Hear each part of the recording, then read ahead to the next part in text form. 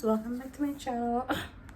I still have a really bad cold, so if my voice is a bit low, don't worry about it. Don't mind, because I can barely talk. Like, my voice been like this for the past 5 days. Am I the L for not forgiving my boyfriend after discovering he emotionally cheated on me? I have been in a relationship with my boyfriend, 29 male, for 3 years when I accidentally discovered he had a friend he messaged constantly. I noticed he had become more secretive with his phone and would hide it whenever I was nearby. One day he left his phone on the table and I saw a notification from his friend. Curious, I asked him who she was, and he replied that she was just a friend from university. However, a few days later, I found much more intimate messages between them. He was telling her things he had never shared with me, saying he thought about her all the time, and that they were even exchanging personal jokes. I felt devastated and confronted him, telling him that this was a form of cheating. He tried to justify it, saying it was just a mistake and that it didn't mean anything to him.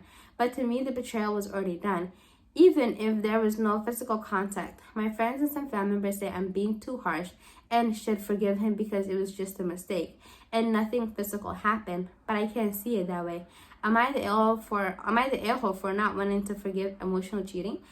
Look at it this way. Had you never found those messages, he would never stop.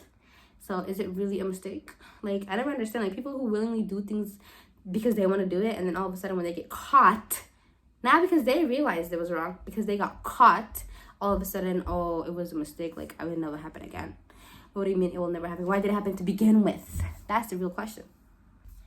Am I the a-hole for refusing to help my mother-in-law after feeling like she treats me like a servant, even though my husband's mad about it? I try to keep this short, but honestly, I don't even know where to begin with this one. For some background, I, female, have been married to my husband for a few years now, and things have been mostly good between us, but there is one huge issue that's been causing a ton of friction: his mom. When we first got married, I wanted to be on good terms with her, obviously, so whenever she needed help running errands, picking up groceries, you name it, I was happy to pitch in. At the start, I thought it was just occasional stuff, regular family, helping each other out kind of thing. But over the time, her requests have turned into what feels like a full-time job. I hate when someone tells me to do something for them. I'm the laziest person I know. It started small. She'd ask me to grab her things when I was out or help her with cleaning when we visited. But then she started calling me all the time, like several times a week, to come over and help with things she could easily handle herself. Things like laundry, cooking, vacuuming, stuff that isn't even urgent. I started feeling less like a daughter-in-law and more like a personal assistant, or honestly, a servant. The worst part is anytime I hint that I have a lot on my plate, I work full-time and I have my own family responsibility to take care of, she'll start with the guilt trip. Stuff like, oh, I guess I'll just do it myself, even though my back has been hurting so much lately. Why doesn't she ask her son? What? And with that fail, my husband just doesn't get it. Anytime I try to bring it up with him, he brushed it off, saying, she's just lonely. Can you just be there for her? It's family after all. No, it's your mother after all. Last week was the final straw. I had a long, exhausting day at work, and I was looking forward to coming home, unwinding a bit, and just having some peace. But as soon as I walk in, my husband tells me that his mom called and needed help cleaning out her attic.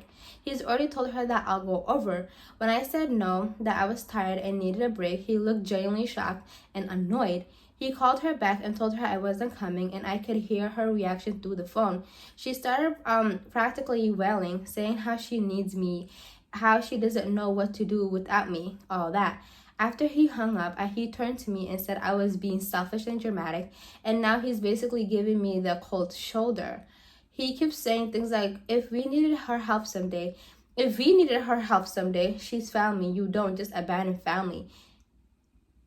What if we needed her to help us someday? What? Anyways, what if we needed her help someday? She's family. You don't just abandon family. I'm trying to grasp that. And it's like he's totally ignoring how burnt out and used I feel. I honestly don't know if I'm overreacting here. It's his mom and family is important, but I feel like I'm the only one sacrificing here, and he's just letting her walk all over me. Am I the a-hole? Top comment, not the a-hole. Keep saying no. Why can he help her?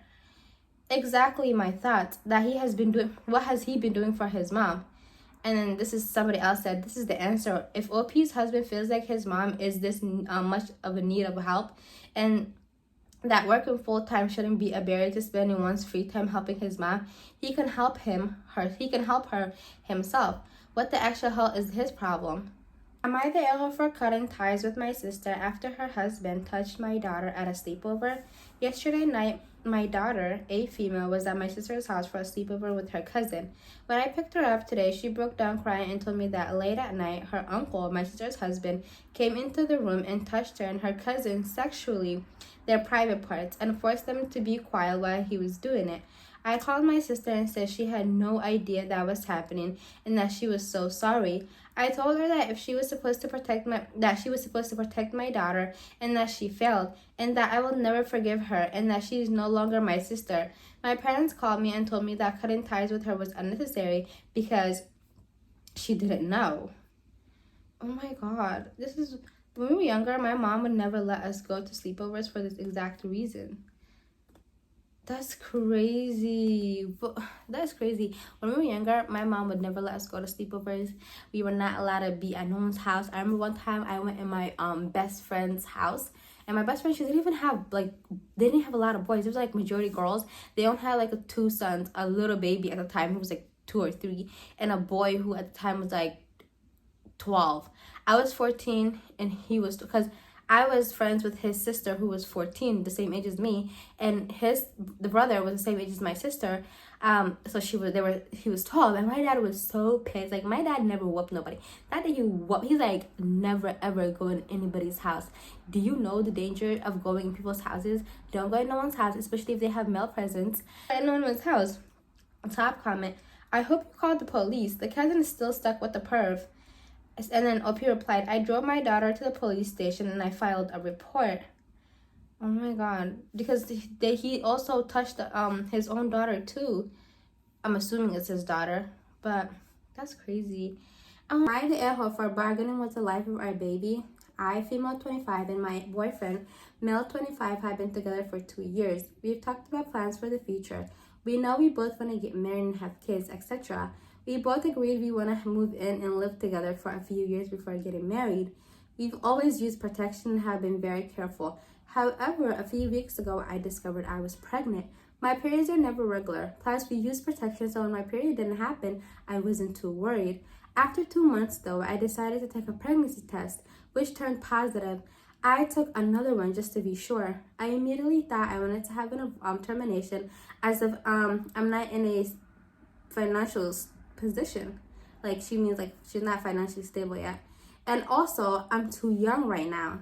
I don't think 25 is too young to have a baby. I mean, you could say you're not financially stable, but 25 is not that young to have a baby.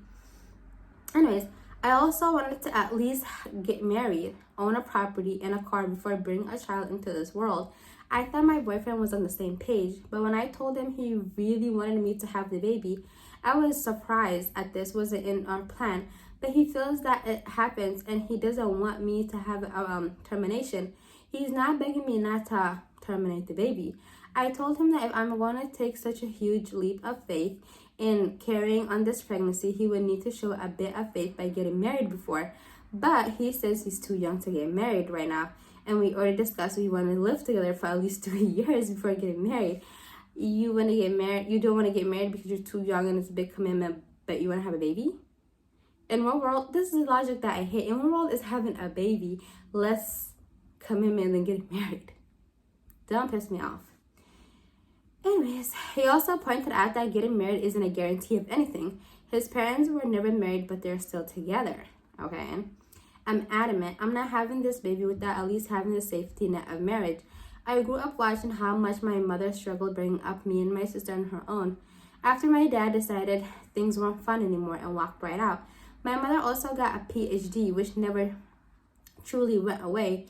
She always told me not to make the same mistakes as her. Obviously, I'm aware that married men walk out on their wives and kids anyway, but I feel it's just a show of faith and proof on my boyfriend's part to show he's truly in this for the long haul. I also said to him that he needs to sign a contract that if we do decide to split after the baby is born, he needs to agree to the primary custodial parent. Like, he needs to be the custodial parent. There is no way I'm going to be a single mother. I also don't know if I'm going to get along lasting physical or mental health problems during or after delivery of the child. If my boyfriend suddenly decides he wants to get milk and leave, then he can take the baby, and I can be the weekend fun parent. Most separate dads are to their kids. I can still carry on progressing my career. My boyfriend says it's cold-hearted to bargain with the life of our baby, but I'd rather be cold-hearted than end up being effed over for life. Am I the a-hole? OMG, I wish all women could think like this. Let's read the top comment. Top comment, I'd go with not the a-hole. Your boyfriend thinks he's too young to get married, but it's okay being a father? That doesn't make any sense in my book. And yeah, marriage doesn't guarantee he'll stay, as you know. But also, he's asking to do something you don't want to do. So why can he do something he doesn't want to do? Saying you agreed on living together before getting married is a terrible argument. Since you two are also planning to have babies, why wait ahead in the future and happen now? This is just to say that he doesn't sound too reliable about the whole situation. And if he decides he doesn't want this anymore, it's very likely for you to stay with the child and be a single parent. I'm sorry, but this whole thing sounds like a breaker. If I were you, I'd put my wishes first as a priority. Yeah. Someone said, weird that he thinks marriage is too much of a commitment, but fatherhood isn't. It's almost like he's not actually planning to be a father. Gag to him. Yeah, like, how is being married more commitment than having a baby? Like, when you become a parent, you're a parent forever, unless you die or unless you become a deadbeat. Like, I always say, like, I would never have a child that I truly, from the bottom of my heart, don't want. Because people switch on you. Well, men switch, like, a man can switch on you. He can pass away. Anything can happen. Like, he can say, I don't want the baby no more. He could walk up on you. Like, you never know. Like, and then now you're stuck with the baby that you originally didn't even want. And children are already so complicated to take care of physically, mentally, emotionally, financially, like, everything that you have to be. On top of that, you didn't even want this child. And now you have resentment because you have a baby that you didn't want. And the other person that promised to help you take care of the baby that you didn't want originally walked out on you, and they're living their best life. Now you're going to be pissed. Yeah, I think she should just do what's best for her.